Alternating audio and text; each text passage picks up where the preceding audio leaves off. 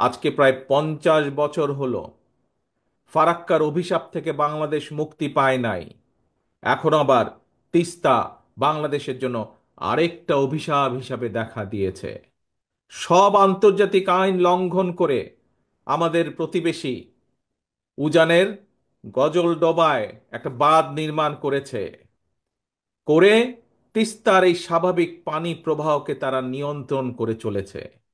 তাদের এই অপ্রতিবেশীমূলক আচরণের কারণে আজকে উত্তরাঞ্চলের লাখো কোটি জনগণ বন্যায়, খরায় দুর্বিষহ জীবন পার করছে। পানির অভাবে তিস্তার বুকে আজকে ধু ধু বালুচর। একদিকে পানির অভাবে নষ্ট হচ্ছে হাজার হাজার কোটি টাকার ফসল, আবার কখনো হঠাৎ করেই, এই দেখেন 2 দিন আগে যেমন হয়েছে, হঠাৎ করেই উজান থেকে ছেড়ে দিচ্ছে পানি, আর সেই পানির কারণে বন্যায় ভাসিয়ে দিচ্ছে সাধারণ মানুষের ঘর বাড়ি, কৃষকের আবাদি ফসল ভাসিয়ে দিচ্ছে। প্রত্যেক বছর এই বন্যার কারণে বলা যায় প্রায় প্রায় সময় বন্যার কারণে এমনকি কোনো কোনো সময় বছরে 3বারও বন্যা হয়েছে এই অঞ্চলে। আর এই বন্যার জন্য প্রতি বছর তো ভাঙন তো আছেই, নদীর ভাঙন। শস্যেরও যে আর্থিক ক্ষতি হচ্ছে, প্রায় লক্ষ কোটি টাকার আর্থিক ফসলের ক্ষতি হয়। প্রিয় সংগ্রামী ভাই বোনেরা, এই যে 5ই আগস্ট চলে গেল, এই 5ই আগস্টে আমরা দেখি যে একজন পালিয়ে গিয়েছে এই দেশ থেকে। একটা খুনি এই দেশ থেকে পালিয়ে গেছে, স্বৈরাচার এই দেশ থেকে পালিয়ে গিয়েছে। এই স্বৈরাচার একটা কথা বলেছিল একবার, নিশ্চয়ই আপনাদের সকলের মনে আছে। কি সেই কথাটা? স্বৈরাচার বলেছিল, ভারতকে যা দিয়েছি সেটি তারা সারা জীবন মনে রাখবে। প্রিয় ভাই বোনেরা, এই ভারত শুধু পলাতক স্বৈরাচারকেই মনে রেখেছে, বাংলাদেশের জনগণকে তারা মনে রাখেনি। সেই জন্যই পানির যে ন্যায্য হিস্যা বঞ্চিত তিস্তাপারের বিক্ষুব্ধ জনগণের মনে প্রশ্ন,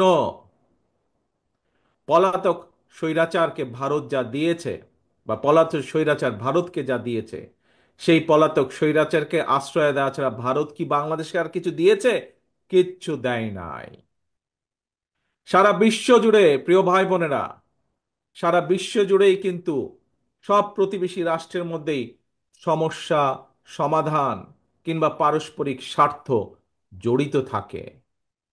নিজ নিজ দেশের স্বার্থ রক্ষা করে প্রত্যেকটি দেশই কিন্তু সমস্যার সমাধানগুলো করে, সমস্যাগুলো নিরসন করে। আমরা সবাই জানি এটিই হচ্ছে কূটনৈতিক রীতি।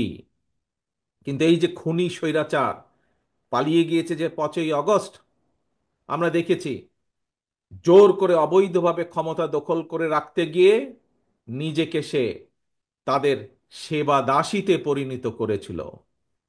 বাংলাদেশ ভারত যৌথ নদী কমিশন এবং জাতীয় নদী রক্ষা কমিশন পর্যন্ত সম্পূর্ণ অকার্যকর রেখেছিল। সারা দেশের মানুষ জানে এখনো ভারতের সঙ্গে বাংলাদেশের বিরাজমান ফারাক্কার সমস্যার সমাধান হয়নি। জনগণের, উত্তর অঞ্চলের বিশেষ করে জনগণের বহুল প্রত্যাশিত তিস্তা চুক্তিও হয় নাই।